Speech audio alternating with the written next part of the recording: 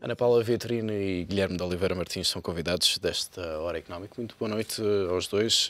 Obrigado por estarem aqui. Antes de começar esta conversa, permitam-me fazer apenas uma retificação em relação a esta última informação. Esta fatura de 400 milhões é por mês e não por dia. E Ana Paula, começando precisamente por esta fatura, sendo por mês, não deixa de ser um valor muito elevado. É uma fatura cara que se está a pagar por todo este processo que se arrasta e que se promete arrastar por mais algum tempo, sem vislumbrarmos uma solução. Boa noite. É de facto uma fatura cara, ainda que deva, antes de fazer a minha análise, dizer que não sei como é que o Ministro faz este cálculo, porque na realidade há aqui dois aspectos que não estão 100% claros. Um deles é que tem havido notícias de que se tem perdido muitas exportações, ou se tem pelo menos atrasado muitas exportações por causa da greve dos portos. Ora, na realidade, aquilo que se está a passar é que o transporte de mercadorias tem estado a baixar nos portos, mas também na ferrovia, na rodovia, nos caminhões, ou seja, tem havido uma baixa generalizada em termos do transporte de mercadorias, o que, aliás, é espelho das notícias que temos. Portanto, estamos a falar de uma queda das exportações em si e não de uma queda provocada ou seja, o que me parece é que o Sr. Ministro está a imputar à greve dos portos o 100% daquilo que são perdas com as exportações, o que a ser verdade não é de todo correto. Por outro lado, existe aqui uma questão que não tem ficado também muito clara, que é parte da movimentação que se deveria dirigir aos portos de Lisboa e Setúbal e da Figueira da Foz, tem sido também reafetada e reencaminhada para outros portos, nomeadamente para o Porto de Sines e para o Porto de Leixões. E, portanto, também não se trata aqui de uma perda, pode haver uma perda de movimento, e há uma perda substancial relativamente a Lisboa, Setúbal e Figueira da Foz. No entanto, isso não representa uma perda de 100% nessa carga desviada. Portanto, há aqui alguma dramatização nestas declarações? Por outro lado, há aqui também uma questão. Temos que chamar a atenção que a greve que tem estado a ser feita é a greve às horas extraordinárias e não uma greve a 100%. Os portos funcionam mal, mas portanto, a avaliação dos impactos não pode ser feita como está a ser feita, a fazer fé nos valores que são anunciados. Mas isso é uma questão. Outra questão é, de facto, a forma como também todas as partes têm agido em todo este processo. Eu julgo que, independentemente de naturalmente os sindicatos não poderem extremizar e não deverem fazer braços de ferro desta forma, em que de facto não procuram consensos, não procuram viabilizar soluções, mas também do lado do Governo não me parece que tenha estado a haver ao longo dos últimos meses uma postura de diálogo e de negociação que leve a que existam esses consensos. Eu acho que os vários players deste setor muitos deles têm andado muito bem. Basta ver os acordos em que se chegaram, quer no Porto de Sines, quer no Porto de Leixões, em que empresários e trabalhadores e sindicatos se sentaram à mesa e chegaram a acordo. Andou muito bem a UGT, os sindicatos da UGT, em que, de uma forma muito séria e sem perder de vista a defesa dos interesses dos trabalhadores, também quiseram defender o interesse daquela atividade económica, naturalmente para defender os seus próprios postos de trabalho e, portanto, da economia portuguesa, e chegando a um acordo que aqui há uns tempos talvez fosse impensável, mas que agora representa, de facto, um forte sentido de Estado por parte da UGT. Também estiveram muito bem os operadores portuários privados de Lisboa e Setúbal, quando fizeram questão de por escrito e publicamente anunciar que garantiam os postos de trabalho. Quem esteve muito mal, de facto, foi quem extremizou. Quem extremizou o Governo. O Governo não se fazem negociações pela televisão. Ou seja, é muito fácil dizer na televisão que se apela ao bom senso, que se apela à coesão e à solidariedade, quer em termos sociais e económicos, em termos da população, quer a solidariedade política em termos dos partidos, e depois nada a fazer.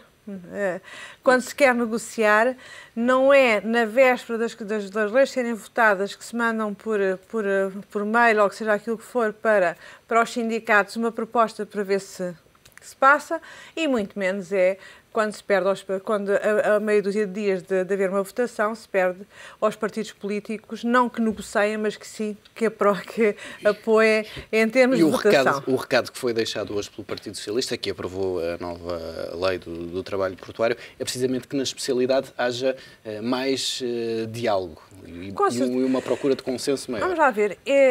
Nós não compete às oposições fazerem as leis. As oposições têm ideias claras, têm defesa do rumo e, portanto, numa situação em que chega à Assembleia da República uma proposta de lei do Governo, não compete à oposição estar a apresentar uma proposta alternativa e alterar profundamente a lei. E, portanto, apesar daquela lei não ser a lei do Partido Socialista, não é o caminho que o Partido Socialista seguiria, naturalmente que existem ali princípios que são importantes, nomeadamente de aumentar a competitividade dos portos e baixar os custos e a fatura portuária. E nessa medida, vota-se a favor. No entanto, há questões já são questões que são incontornáveis, nomeadamente aquilo que diz respeito a matérias relacionadas com a qualidade do emprego, que tem muito a ver com a formação, que tem muito a ver com a saúde e segurança no trabalho, e essas matérias, e, portanto, a esse nível vão ser apresentadas propostas da especialidade. Ora, mais uma vez aqui se esbarra relativamente à incapacidade de negociação por parte da maioria. E porquê? Porque ontem, na Comissão de Trabalho, resolveram aprovar um prazo para a votação, para a discussão na especialidade de 2 dias. Bom, isto não é sério.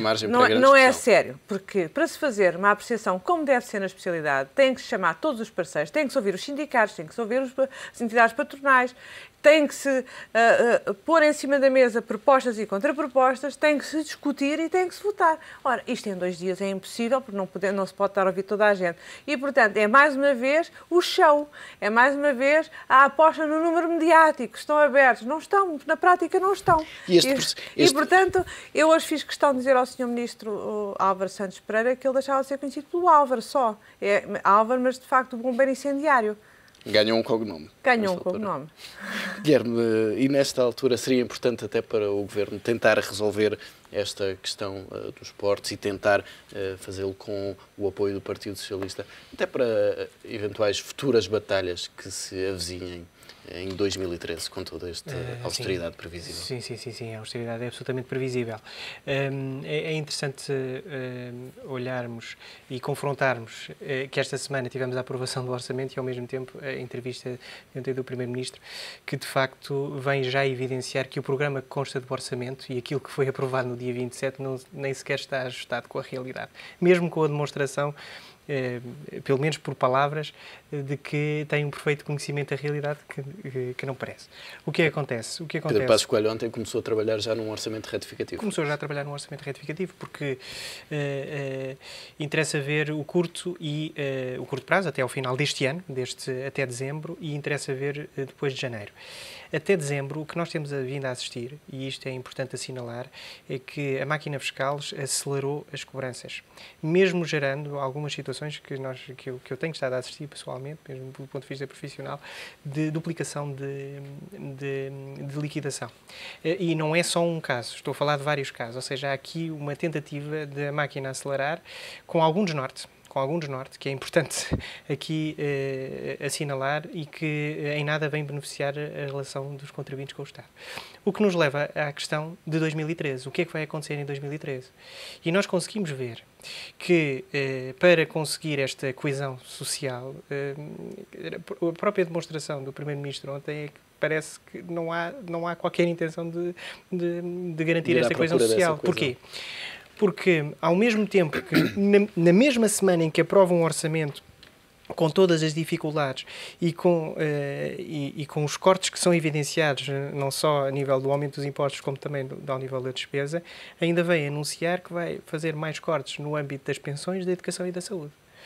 Há aqui uma questão, só para ilustrar. ao mesmo tempo que anuncia esses cortes, vem evidenciar que provavelmente o ensino obrigatório vai passar a ser pago. Ora, isso é impossível, porque quando nós olhamos para a Constituição, no artigo 74, e não estou a falar do tendencialmente gratuito, porque a expressão é quando nós estamos no âmbito do ensino obrigatório, o ensino obrigatório é gratuito. Evidentemente que, por trás das palavras, nós conseguimos perceber que isto provavelmente implicaria outra vez um retrocesso no que é que se considera ensino obrigatório. O regressar provavelmente ao 9º ano. Ora, isto, regressar com o ensino obrigatório até ao 9º ano significaria retroceder até 1986. Exatamente. O que é enfim, é um retrocesso assustador.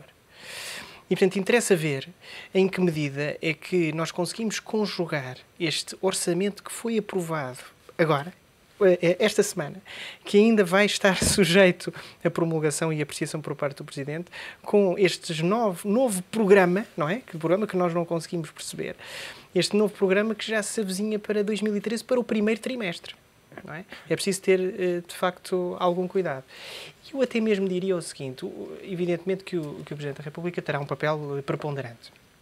Mas eu consigo antever que, e mesmo olhando para o orçamento, eu não detecto nenhuma evidência de que provavelmente temos aqui uma inconstitucionalidade evidente, mesmo no âmbito da repartição dos subsídios.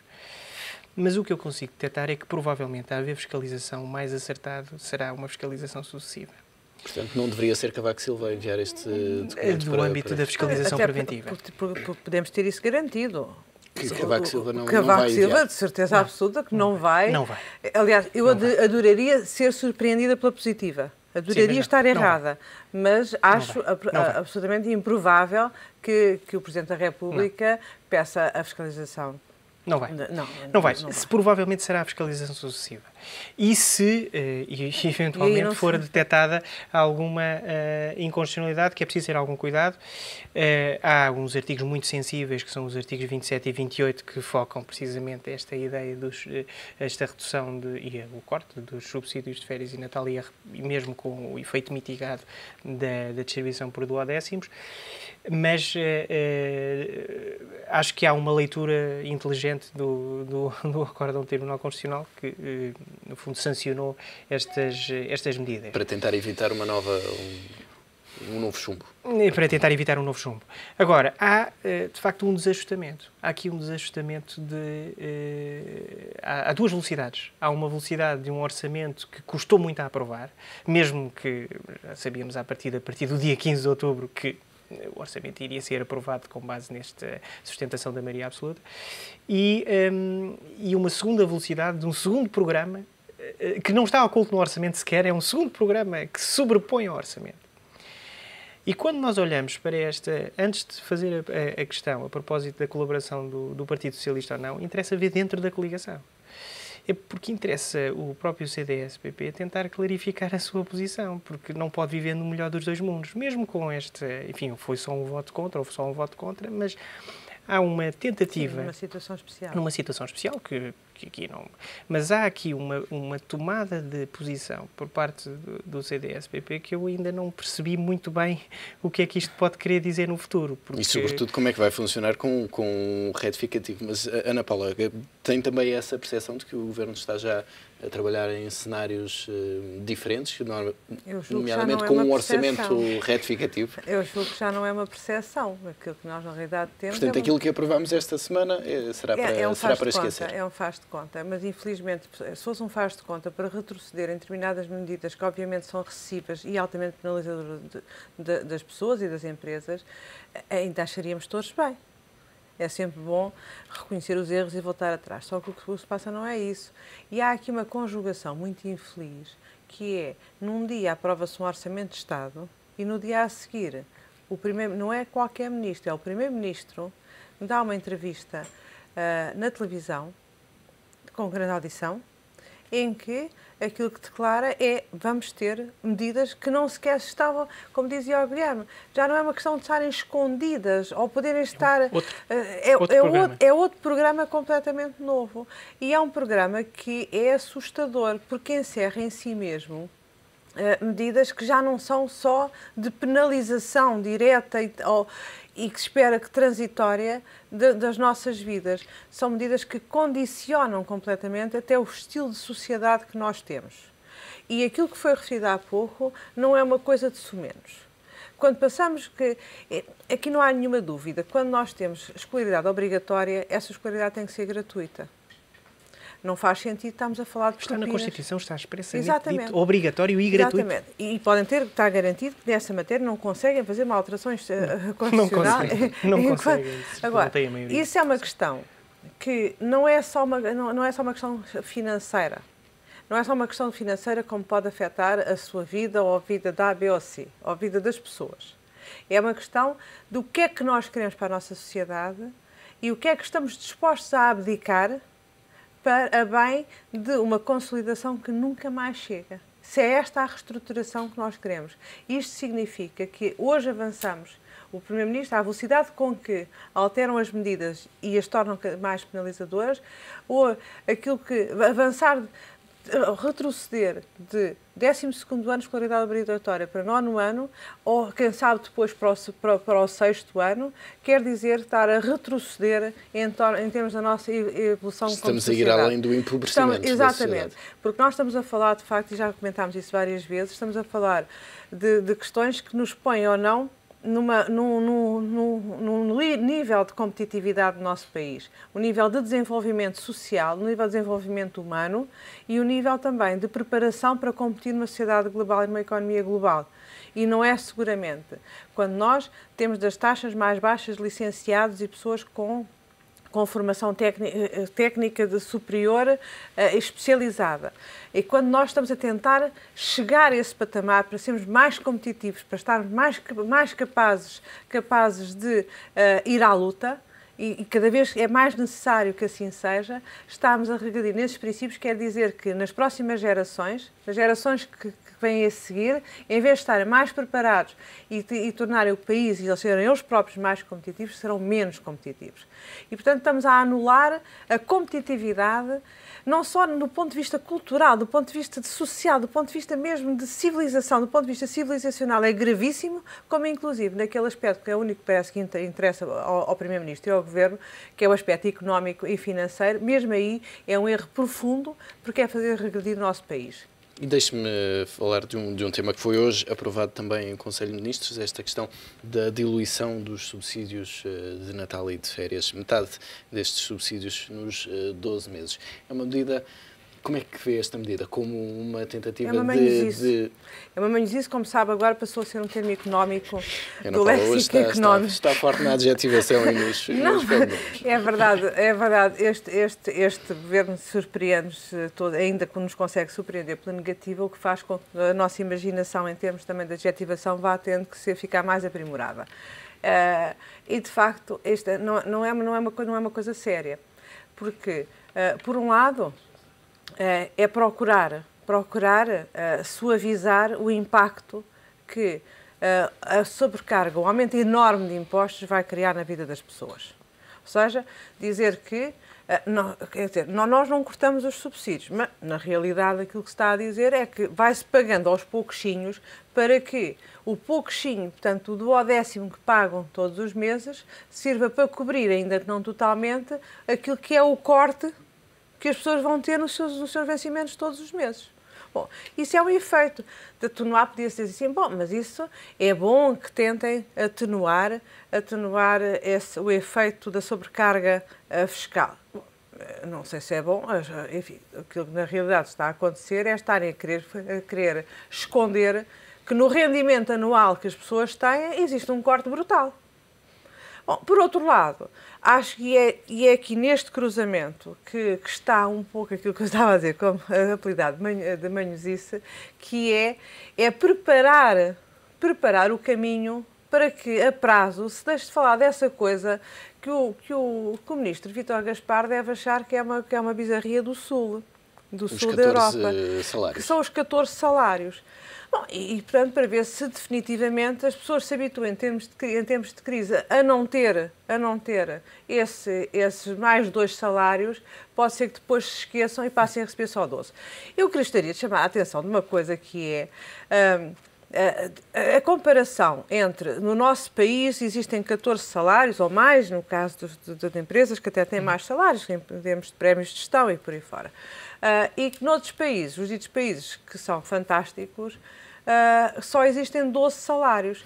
Mas há aqui um erro profundo, porque todos nós sabemos que cada vez mais se negocia, enfim, quem tem a capacidade de negociar o seu salário, negocia em termos de rendimento anual. Uhum. Se o dividem por 12 ou se dividem por 14, já é uma questão quase cultural. E, na realidade, na nossa sociedade, até porque são conquistas recentes, as pessoas passaram a ter direito a férias. Estamos a falar de conquistas de abril. Passaram a ter direito a férias, passaram a ter direito a férias pagas e passaram a ter e foram tendo os subsídios. Mas não faria mal, ninguém só poria se pegassem nos 14 meses e os distribuíssem por 12. Até poderia ser melhor mesmo para as próprias empresas, em termos de tesouraria. Em termos de tesouraria, para as empresas seguramente, porque havia uma certa uniformidade e, portanto, de entradas e saídas financeiras, de fluxo financeiro ficaria mais suavizado. Agora, parece muito, se é esse o objetivo, de tentar acabar desta forma com o 13º mês e com o subsídio de férias, parece-me uma forma muito pouco frontal. Guilherme, seria de facto também aqui um retrocesso na sociedade portuguesa? Esta alteração? Quanto à questão dos subsídios, à partida eu também concordo com a Ana Paula. De facto, a cultura do subsídio, não é, devia ser diluída na questão do vencimento bruto anual. E, portanto, não me choque. Agora, a medida orçamental que é tomada para este ano tenta, de facto, mitigar este efeito fiscal. Porque, na realidade, nós estamos a falar de uma dupla tentativa de o Governo tentar resolver a questão do acórdão do Tribunal Constitucional, uniformizar esta ideia do corte e da redução salarial para o setor público e privado, ao mesmo tempo que vem permitir esta diluição dos duodécimos, por sistema duodecimal. Mas eu acho que há aqui uma ideia fundamental que deve ser defendida e que é que, em todo o caso, mesmo que esta medida seja, enfim, blindada, deve haver um especial cuidado e deve haver uma análise por parte do Tribunal Constitucional a posteriori para ver, de facto, se isto está tudo de acordo não só com a decisão anterior, como também do ponto de vista do cumprimento do princípio da igualdade. Aqui, em todo o caso, quando nós falamos em reduções, estamos sempre perante impostos. O legislador não se chama imposto, mas nós estamos perante um imposto que não se chama imposto, não é? Há aqui uma duplicidade na utilização de conceitos. Nestes tempos extraordinários, quando não há hipótese de chamar outra coisa que não seja imposto, no caso das pensões, chamam contribuição extraordinária de solidariedade. Quando não têm forma de chamar contribuição extraordinária de solidariedade, chamam redução salarial ou por via dos impostos, por via direta dos aumentos dos impostos, com aumento, com reflexo nas retenções na fonte. Mas, no fundo, estamos sempre a falar da mesma coisa. Estamos sempre a falar da mesma coisa. Agora, pronto, estas medidas de austeridade conduzem sempre ao mesmo. É muito interessante que esta semana foi divulgado um estudo de um think tank belga, que se chama Bruegel, e o estudo é muito interessante porque vem introduzir as medidas de crescimento, vem dizer para a Europa, vem estudar as possíveis medidas de crescimento. Mas para estudar quais são as medidas de crescimento neste campo, neste modelo de austeridade, tenta estabelecer um benchmarking dos vários países da Europa. No longo prazo, nós encontramos algumas medidas, que é o capital humano, as infraestruturas e os tipos de contratos. E quando nós vemos Portugal, no meio daquele estudo comparado, Portugal está ao nível dos países de leste. É interessante, é que há aqui uma distinção na Europa, a Europa do Norte, não é? E a parte ocidental, e há a distinção da Europa do Sul. É que a Europa do Sul está completamente desfasada e está completamente atrasada do ponto de vista das infraestruturas. Apesar de tudo, Portugal nas infraestruturas ainda tem uma nota intermédia, mas ao nível do capital humano e ao nível dos próprios tipos de contratualização. E isto vai ao encontro, eu penso que a ideia fundamental hoje é essa ideia do ensino obrigatório. Ao mesmo tempo que está a anunciar que o ensino obrigatório deixa de ser gratuito, está, mais uma vez, a incentivar ao contrário. Não está a incentivar a criação de capital humano, está precisamente a incentivar que quem não tem condições sequer para frequentar o ensino, porque está abrangido por essas medidas de austeridade, também não vai conseguir o modelo de crescimento que tanto se deseja no meio desta austeridade. Até porque, aliás, de facto, a democratização do ensino passou, de facto, por se ir aumentando sucessivamente a escolaridade obrigatória, foi também foi um dos fatores mais importantes para levar à nossa evolução em termos de capital humano. E a evolução do capital humano, e eu acho que qualquer empresário percebe isso.